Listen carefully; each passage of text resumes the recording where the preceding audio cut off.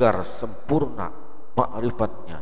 Jangan sampai kita merasa kitalah yang bergerak sholat.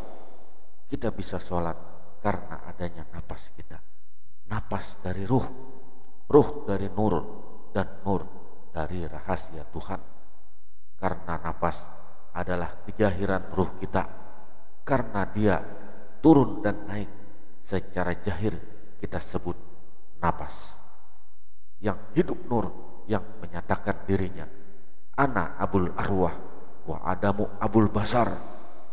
Aku ini adalah bapak segala ruh dan bapak sekalian jasad. A'udzubillahi minasyaitonirrajim. Bismillahirrahmanirrahim. Allahumma shalli ala sayyidina Muhammad wa ala ali sayyidina Muhammad. Bismillahirrahmanirrahim. Assalamualaikum warahmatullahi wabarakatuh. Maksud usolli dalam sholat secara ma'rifat adalah mensuhud atau memandang asal diri. Artinya kita memandang bahwa kita bertubuh Nur Muhammad secara jahir dan batin. Sebagai ibarat, apabila kita sedang bermain catur, jangan kita sebut yang bermain adalah Allah. Ini sesat. Walaupun kita tahu hal ihwal diri kita, nyatanya Allah. Ini harus disembunyikan, karena kata Nabi, jangan mengalungkan mutiara di leher babi atau anjing. Tidak pantas anjing dan babi memakai mutiara. Harus ditempatkan sesuai tempatnya. Artinya ilmu ma'rifat ini jangan sampai diketahui oleh orang awam yang tidak percaya akan ilmu ini.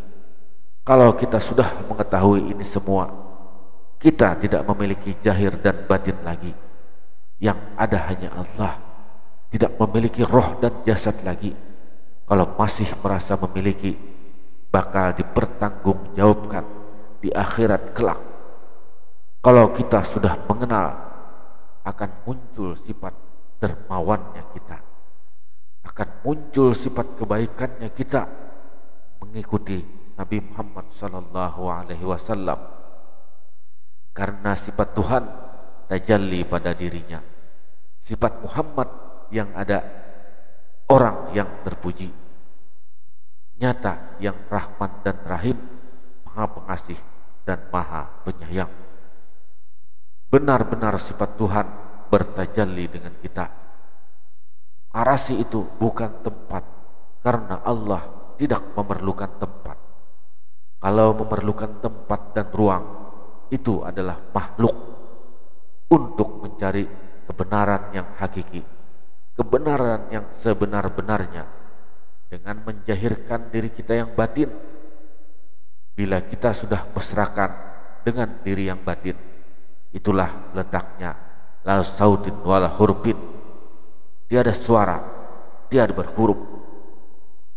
Kalau kita sudah belajar sembahyang secara jahir di dalam fikih, berupa bacaannya dan berupa gerakannya, tidak hanya bacaan dan gerakan yang harus benar, tapi pada sholat kita harus terhubung dengan Allah. As-sholatul mi'rajul mu'minin. Sholat itu mi'rajnya orang-orang mukmin. Kalau tidak tersambung dan tidak terhubung dengan Allah, berarti sholatnya tidak sah. Sama seperti saluran telepon, apabila tidak tersambung dan belum bicara, belum dinamakan kita sudah menelpon, masih sebatas menghubungi Allah. Apabila tidak tersambung, masih menghubungi. Kalau sudah tersambung dan terhubung, berarti sah sudah kita berbicara di telepon, berbicara dengan Allah, bertemu Allah. Sama dengan sholat, apabila belum tersambung dan terhubung, tidak bisa dikatakan sah sholatnya. Hanya sah sebatas syariat saja, tapi tidak sah sebagai hakikat. Karena sholat artinya terhubung. Saat kita menzahirkan diri yang batin, maka diri yang batin inilah letak daripada niat kita. Diri yang batin itulah yang dikatakan imam. Jadi sembahyang sendiri ada imamnya, sembahyang berjamaah pun ada imamnya. Sekurang-kurangnya makmum ada si hidup, ada si hayat. Maka Rasulullah Sallallahu Alaihi Wasallam menjahirkan solat ada imamnya dan ada makmumnya. Tapi sesungguhnya ada pada diri kita sendiri. Maka jadilah, ikutilah sunnah Rasulullah. Syariat Rasulullah tetap dijalankan agar betul-betul nyata tajalli hakikatnya, agar sempurna ma'rifatnya. Jangan sampai kita merasa kitalah yang bergerak solat. Kita bisa solat karena adanya napas kita, napas daripada ruh daripada nur, dan nur daripada rahasia Tuhan. Karena napas adalah kejahiran ruh kita, karena dia turun dan naik napas secara jahir kita sebut napas. Yang hidup adalah nur yang menyatakan dirinya, ana abul arwah wa adamu abul basar. Aku adalah bapak sekalian ruh dan juga bapak sekalian batang tubuh. Tidak ada yang berbuat melainkan perbuatan Allah, tapi dalam batin kita saja yang mengatakan. Karena tidak boleh kita jahirkan, karena apabila kita sebutkan secara jahir maka menjadi tidak sah. Ibaratnya baju di dalam jangan sampai dipasang di luar badan. Begitu pula perumpamaan masalah batin ini tidak boleh kita sebutkan dan katakan secara jahir, hanya diam saja di dalam rasa, di dalam batin. Tapi kita tahu hak sebenarnya tidak ada yang berbuat kecuali Allah. Apabila ada yang mengatakan perbuatan selain Allah, dengan mengatakan kitalah yang berbuat, dan menjadilah berhala pada dirinya. Itulah kesyirikan yang nyata. Pada pandangan zahir tetap kita, tapi pada pandangan batin Allah lah yang berbuat. Tapi dalam diam, dalam hak kita kepada Allah agar tetap suci. Kata Imam Al-Ghazali, hakikat nikmat itu adalah keberuntungan dan keselamatan akhirat. Inilah hakikat nikmat yang sebenarnya. Kalau hanya nikmat dunia saja, tidak ada apa-apanya. Karena kekayaan kita akan tinggal setelah kita meninggal, akan kita tinggalkan. Istri dan anak-anak kita akan kita tinggalkan. Ribuan hektar tanah kekayaan juga akan kita tinggalkan. Jadi bagi orang yang kaya, baik-baiklah menjaga harta, baik-baiklah memanfaatkan hartanya agar tidak menyesal ketika meninggalkan dunia. Kerugian orang kaya itu adalah hanya mencari dan menumpuk harta, tetapi tidak menikmati di alam akhirat. Sungguh kasihan, karena setelah meninggal dunia ia tidak menikmatinya. Apabila sudah meninggal, menyesal ia dan ingin kembali ke dunia. Tujuan kembali ke dunia adalah karena ingin beramal soleh. Menurut Al-Quran surah As-Sajdah ayat 12, yang artinya, dan alangkah ngerinya jika sekiranya kamu melihat ketika orang-orang berdosa itu menundukkan kepalanya di hadapan Rabb-nya, di hadapan Allah. Mereka berkata, wahai Rabb kami telah melihat dan mendengar, maka kembalikanlah kami ke dunia, kami akan mengerjakan amal soleh. Sesungguhnya kami adalah orang-orang yang yakin. Mereka setelah meninggal dunia ingin dikembalikan lagi ke dunia, ingin beramal soleh, tapi tidak akan bisa kembali lagi. Makanya nikmatilah, cari harta dengan benar-benar dan gunakan sebaik-baiknya di dunia ini. Semoga kita diberikan nikmat oleh Allah Subhanahu wa ta'ala. Ketika kita mengata Allahu Akbar pada sholat, harus kita suhud, kita pandang keindahan dan keelokan diri yang batin. Karena ketika Nabi Adam dibuat dan telah sempurna, beliau melihat keindahan dan keelokan dirinya ketika beliau melirik dirinya sendiri. Kemudian Nabi Adam mengatakan Allahu Akbar. Kalau belum bisa melihat keindahan dan keelokan diri, bagaimana kita bisa mengatakan takbir Allahu Akbar? Padahal belum tahu dan belum melihat. Apabila nyata diri yang batin pada diri kita yang zahir, barulah kita bertakbir. Nabi Adam begitu melihat dirinya sempurna, begitu indahnya, begitu eloknya, baru beliau mengatakan Allahu Akbar.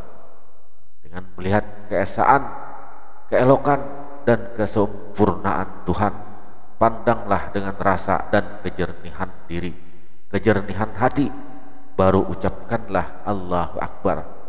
Ketika kita mengatakan Allahu Akbar, kalimat Allah ini masuk padanya sifat nafsiyah. Di dalam sifat 20 sifat ini dibagi 4 bagian. Ketika mengatakan Allah itu, maka itulah sifat nafsiyah. Sifat nafsiyah itulah yang wujud. Jadi ketika kita mengatakan Allah, nyatakan dengan wujud hak Allah Ta'ala. Apabila kita tidak menyatakan, janganlah mengata Allahu Akbar. Jadi yang ada ini adalah wujud zat Allah Ta'ala. Pada saat mengata hu pada Allahu Akbar, hu ini masuk sifat salbiyah pada sifat 20. Kita ambil 5 sifat daripada 20 sifat, yaitu sifat qidam, sifat baqa, mukhalafatu ta'ala lil hawadis, qiyamuhu binafsih, dan sifat wahdaniyah.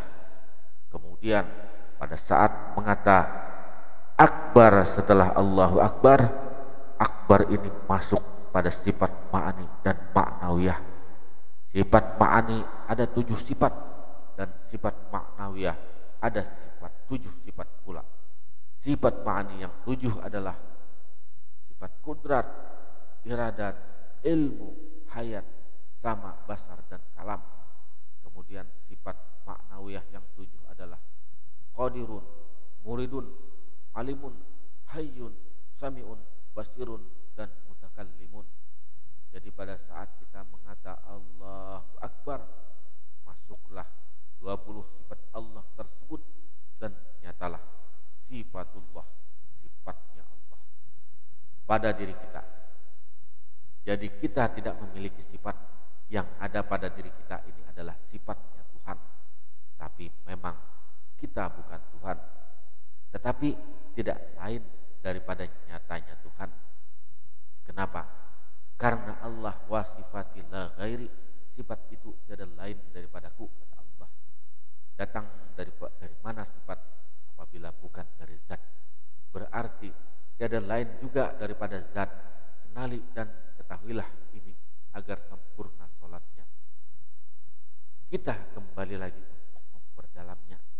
Kalimat Allah ini tadi nyata bersifat nafsiyah. Sifat nafsiyah ini adalah wujud. Jadi Allah ini sifatnya wujud. Sifat wujud ini tiada lain zat, sifat, asma, dan af'al. Sifat yang wujud dan ada pasti memiliki zat, sifat, asma, dan af'al. Pandang diri kita semua pasti mengandung zat, sifat, asma, dan af'al. Ini adalah sifat nafsiyah, sedangkan sifat nafsiyah ini adalah sifatnya Allah Ta'ala. Dan kita mengandung zat, sifat, asma, af'al. Alif adalah zat, lam awal adalah sifat, lam akhir adalah asma, dan ha terakhir adalah af'al. Nyatalah kalimat Allah zat, sifat, asma, af'al pada alif, lam, ha. Dinyatakan pada kalimat akbar. Akbar itu adalah kudrat, iradat, ilmu, dan hayat. Lalu alif, kaf, ba, dan ro dalam akbar mengandung sifatnya alif adalah hayat, sifatnya kaf adalah ilmu, sifatnya ba adalah iradat, sifatnya ro adalah kudrat. Maka satukanlah ia alif Allah zat, alif Allah zat nyata pada alif akbar yaitu hayat, lam awal Allah sifat nyata pada kaf akbar yaitu ilmu, lam akhir Allah asma nyata pada ba akbar yaitu iradat, haknya Allah adalah af'al nyata pada ro nya akbar yaitu kudrat. Tiada lagi kita manusia yang ada zat sifat asma af'al kudrat iradat ilmu hayat. Ketika kita melihat kenyataan itu dengan sebenarnya melalui diri kita yang zahir, maka kita mengata Allahu Akbar. Jadi zat nyata pada hayat, maka hiduplah kita. Sifat nyata pada ilmu, maka tahulah kita.